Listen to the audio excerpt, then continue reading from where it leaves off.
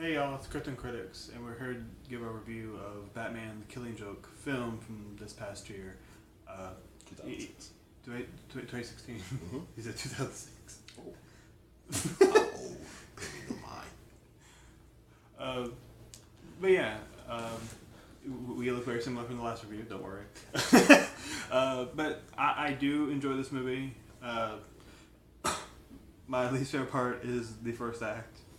It just seems a bit slow, and I thought it was fine. you thought it was completely fine. I think like it feels disjointed to me. It feels like a abrupt just transition to the next one. It doesn't seem like it's the same movie. agreed. I guess they did tactic. I didn't mind it. I can say there are definitely two pieces going on here. Mm-hmm. It was abrupt, but I didn't mind because I guess they tried to tie the story together the best way they could. Well, I don't know where the first 30 minutes, what book they're basing off. Just like kind of general like history. They just like. But holy shit, Barbara Gordon slept with Batman. Yeah. All right. All right. Yeah, it's a bit awkward, to say the least. Fair enough. Okay. Does he have bat pills? I don't know. I don't know. I don't know.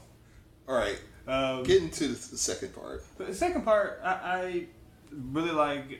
It's almost word for word because the original Killing Joke, it's like 2 issues long. It's not long. It's done by Amino. Okay. I say it like that because he has this very deep British accent.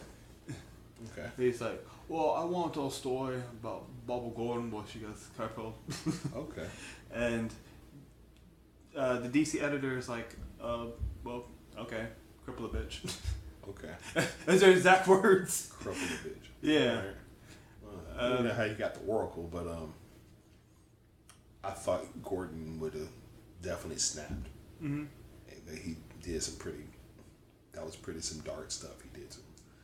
And I'm surprised he maintained as long as he could. That was quite impressive. And I thought it was interesting that you were surprised that Barbara got shot.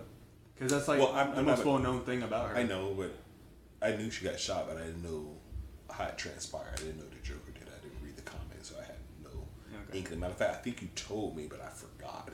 Yeah. And when I saw her, like, holy shit, and he just talking shit the entire time. He wouldn't shut up. You know, before this movie came out, I made a joke about this book. Okay. I said I would make a joke about Barbara Gordon getting shot, but that would be lame. Okay. Okay. All right. Anyway. Puns. Yeah, pun. All right. That's kind of joke that Joker would tell. Okay. Yeah.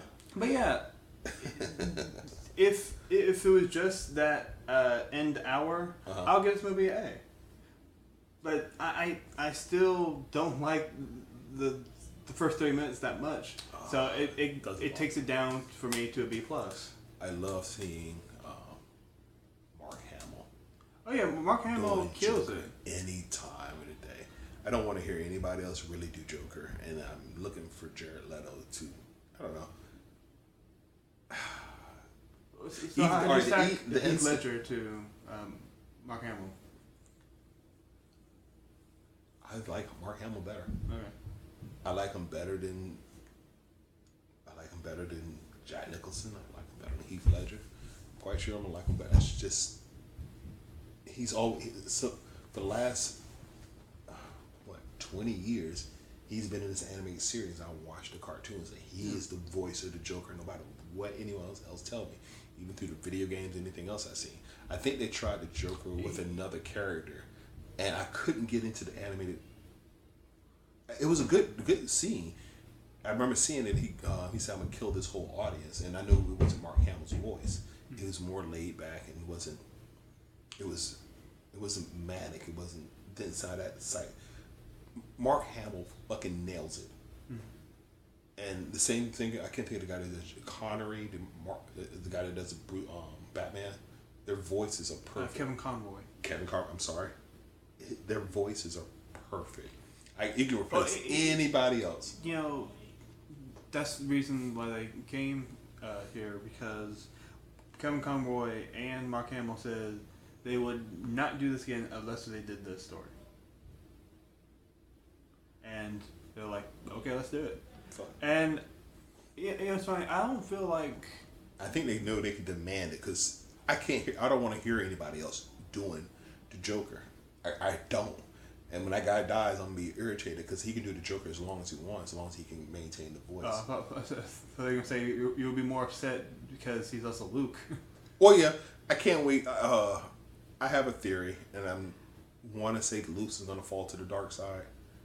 I want him to fall to the dark side. I need him to fall to the dark side. That's what Mark Hamill suggested, and it was in one of the original scripts. Yeah. But no, it was only like mildly toe dipping in episode 6. If he does any bit of that dark portrayal, because nobody's seen Mark Hamill do dark unless you count Cockknocker, and and even then it wasn't bad. It was good. It's just that it was in a Kevin Smith movie. No offense, Kevin, I love you. He has played a villain before. What? Other than the ones we mentioned, he was in the old Flash TV show, not this one. There used to be one back in the early 2000s that nobody watched. Well, then you can't bring that as a reference. It did exist. There were a few people that watched that. I say that as it didn't get good ratings. Okay, well, but he did play a villain, a very small villain. I just love him in this role. I think when I first found out he was doing the voice of the Joker, I had to watch it. Yeah, no, I'd watched it before then, but I didn't realize it because it was such a departure from what I had in my mind of this person.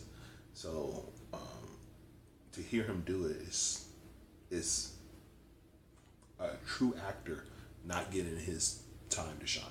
And you know, it's good because not only does he play Joking Joker, he plays Jack Napier from the past. And yeah, even then, I love him then. He's the same voice actor, but he's able to put on a different voice. Yep. It was just you can hear it every once in a while when he would go up, but I knew it was Mark Hamill. I knew it was him, and it's believable. And I don't know why you're imprinted on my mind, and I don't want to hear anybody else do it. I don't. It has to be an outstanding performance because you have the voice, you have the concept. Look, a Joker face right there in the carpet. I'm sorry. I just like on the carpet. I have this weird carpet that has like this weird Joker face looking at me. I'm like, wow, I never noticed that until just then. But the end scene. Yeah, they changed the end scene in the comic.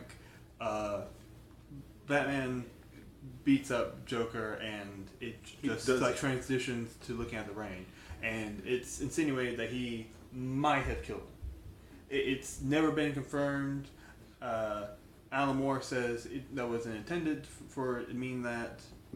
As a matter of fact, you know, there's been a whole ambiguity around the story because different writers interpret it in different ways. Like, he did kill him, and some people were like, well, this was intended to be an Elseworld story. It's not supposed to be the main universe. It sounds like the Bible. Everybody making their own interpretation.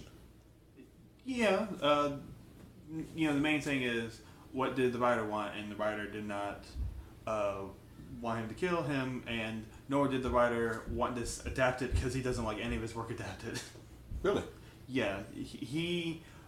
Alan Moore he's in a mindset where he doesn't feel like anything you know, Hollywood does or different studios do can ever replicate the artwork that he made enough. He doesn't think it does enough justice. Fair enough. And I think a lot of that feeling he gets is like how DC said they would never touch Watchmen after only to do reprintings of the graphic novel, but they did. So much so that DC is turning the god of the DC universe, Dr. Manhattan, and the DC Rebirth. Why? Because they're like, they made a promise years ago that they would never touch them, but they're like, well, it's under our label, so we can use it when we want. And they also made a series called Before Watchmen, and yeah, it's sad. They screwed over Alan Moore, and that's all that matters. Yeah, it is, and Before Watchmen didn't sell that well, so it kind of bit them for them like going on their word. But you know, that's not the only time comic book publishers have screwed over someone. I wouldn't mind watching Watchmen tonight, but we might want to wrap this up because I hear pitter patter of little feet. All right. Do you have any closing thoughts? I There's give a lot this- of good that was- action. that There's was- a lot of great I give it an dialogue A. straight from the book. Like one of my favorite lines is Joker says, you know, anything that you cared about or worried about, it's monstrous because we should just all have a laugh. He's like, all that doesn't mean anything. You're just causing yourself pain when you do that. Because Joker is a nihilist. He doesn't see worth in anything other than doing what you want. I like that. Yeah. I like that a lot. Yeah. So, we give it 2 Batman laughs. The Joker laugh. Oh yeah, his Batman laugh was horrible. I was like, what the hell? It was like he's not used to laughing. Oh, I'll let you see it. Yeah, I think the guy from the 90s series did Gordon as well. I'm not sure if I like Bryan Cranston's Commissioner Gordon more as a voice or this one. Remember, he did They the can't year afford one. Bryan Cranston no more. Hmm? How doubt if they can afford Bryan Cranston no more. Sure. No, you know what? We got to find somebody to replace him. All right. It's like, but you better wrap this up. As far as the critics, you know, I love you. Go see it. Why not? You know, go on the internet, find it.